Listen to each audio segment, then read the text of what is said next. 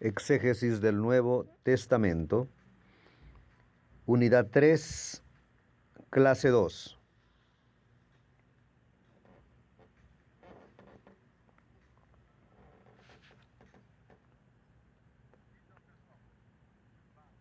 ¿Conseguiste hacer un repaso y verificar el método fundamentalista? Ahora vamos a hablar sobre el método estructuralista. Como el propio nombre lo dice, estamos hablando de estructuras. La elaboración del método estructuralista presupone que todo texto tiene su propia identidad y autonomía. Está dirigido para la respuesta a preguntas tales como: ¿cómo funciona el texto? ¿Cómo se produce su sentido? ¿Qué pasa en el texto en sí? ¿Qué operaciones de lógica, afirmación, negación y oposición existen en el texto? O sea, el texto tiene una estructura. El texto por sí mismo. Claro que necesitas observar lo que ya estudiamos, la delimitación del texto o perícope. O sea, hacer todo aquel estudio y separarlo, y luego de separado hacer un estudio en el sentido de su estructura. Este también es un método. La estructura del texto es suficiente, responde a lo que estamos investigando. Claro que el texto tiene su estructura y eso es lo que necesitamos descubrir cuando estudiamos. Otro método es el método histórico crítico. Trata de las fuentes históricas bíblicas. Se trata de un método crítico en la medida en que necesita de una postura crítica al emitir juicios al respecto de las fuentes estudiadas. Estamos aquí entrando en un método bastante actual.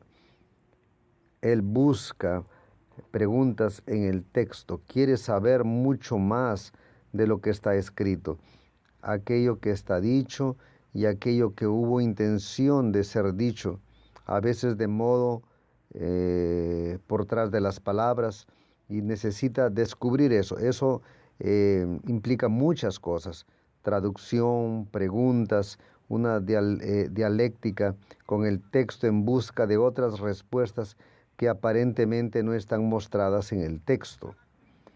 Características fundamentales: la racionalidad y una postura de cuestionamiento, lo cual nos remite al pensamiento iluminista y al sistema de investigación científica de la historia.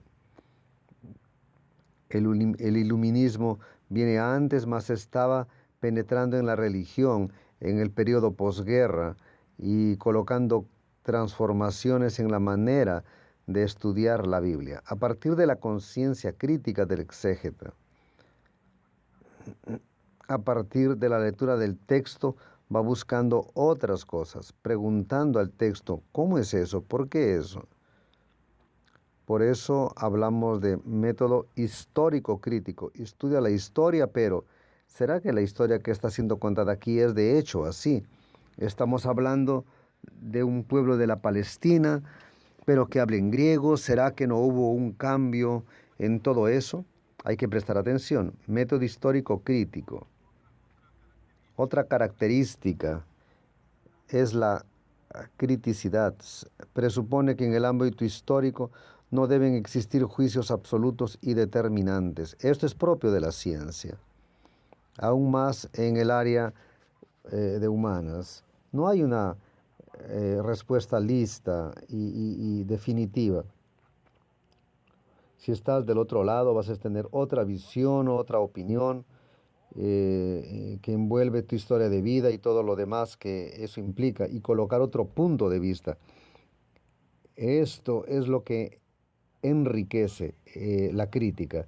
Volviendo aquí, la analogía. El principio de la analogía dice que el hecho histórico tiene concordancia y relación con otros fenómenos verificables. Entonces tienes un hecho, pero existe también otro hecho, similar o parecido, y que se pueden hacer analogías con aquello que aconteció, tal vez en el mismo tiempo.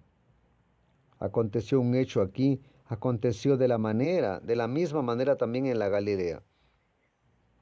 Ese estudio te va abriendo horizontes para comprender mejor el contexto de la época. Y la correlación quiere decir que no hay cambios en un hecho sin que ocurra un cambio en otro punto anterior o posterior.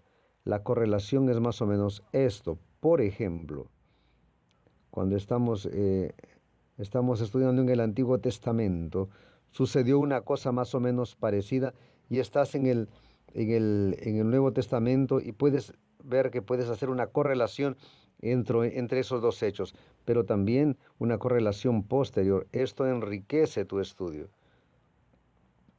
Esto alerta para los oyentes. Mire, aconteció atrás, aconteció en este tiempo y acontecerá adelante.